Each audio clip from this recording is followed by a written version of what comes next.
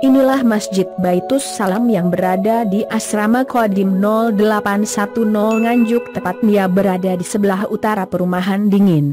Seperti biasa, mari kita mereview Masjid Baitus Salam sambil merefresh rohani kita.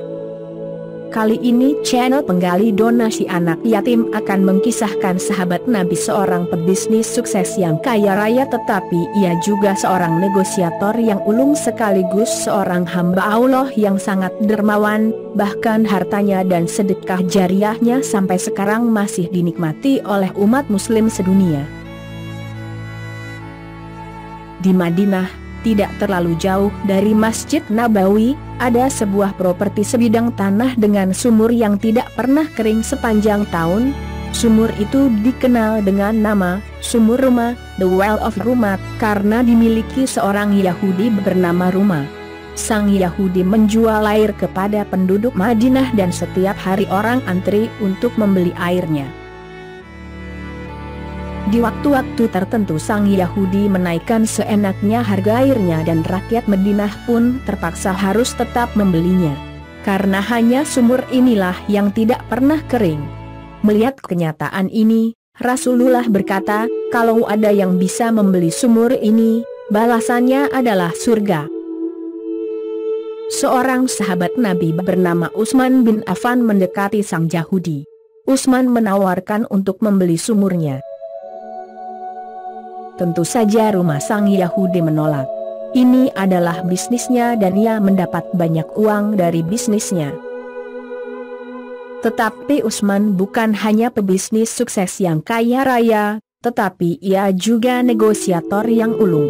Ia bilang kepada Ruma, aku akan membeli setengah dari sumurmu dengan harga yang pantas, jadi kita bergantian menjual air, hari ini kamu, besok saya.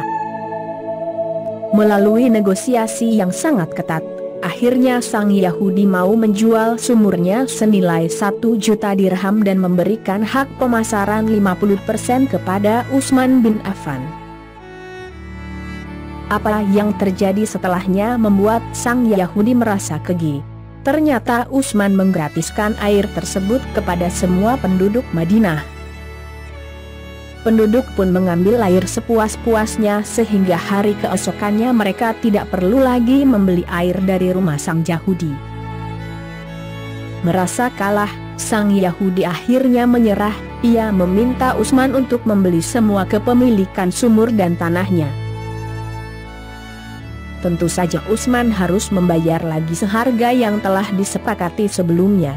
Hari ini, sumur tersebut dikenal dengan nama Sumur Utsman, atau The Well of Utsman. Tanah luas sekitar sumur tersebut menjadi sebuah kebun kurma yang diberi air dari Sumur Utsman. Kebun kurma tersebut dikelola oleh Badan Wakaf Pemerintah Saudi sampai hari ini. Kurmanya diekspor ke berbagai negara di dunia, hasilnya diberikan untuk yatim piatu dan pendidikan.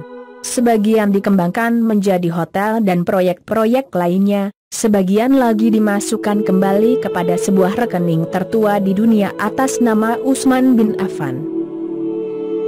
Hasil kelolaan kebun kurma dan grupnya yang saat ini menghasilkan 50 juta rial per tahun, atau setara 200 miliar per tahun. Sang Yahudi tidak akan pernah menang. Kenapa? Karena visinya terlalu dangkal. Ia hanya hidup untuk masa kini, masa ia ada di dunia. Sedangkan visi dari Utsman bin Affan adalah jauh ke depan. Ia berkorban untuk menolong manusia lain yang membutuhkan dan ia menatap sebuah visi besar yang bernama Sadaqatun Jariyah, sedekah berkelanjutan. Sebuah sedekah yang tidak pernah berhenti, bahkan pada saat manusia sudah mati. Semoga semua ini dapat menjadi contoh bagi kita semua untuk bisa berbuat seperti Utsman bin Affan. Hakikatnya harta yang kita sedekahkan bukan berkurang, justru malah bertambah, yang pada akhirnya harta inilah yang sebenar-benarnya harta yang kita miliki dan akan kita bawa pulang sebagai bekal menuju alam akhirat dan akan kita nikmati di sana selama-lamanya. Sekian review masjid kali ini, channel Penggali Donasi Anak Yatim. Jangan lupa subscribe, like, share dan aktifkan tanda lonceng untuk mendapatkan video-video terbaru tentang review masjid-masjid yang ada di kota Nganjuk dan sekitarnya. Terima kasih. Apa yang Anda lakukan sedikit banyak bernilai ibadah, karena 50% dari iklan channel ini didonasikan kepada anak-anak yatim. Semoga bermanfaat. Wassalamualaikum warahmatullahi wabarakatuh.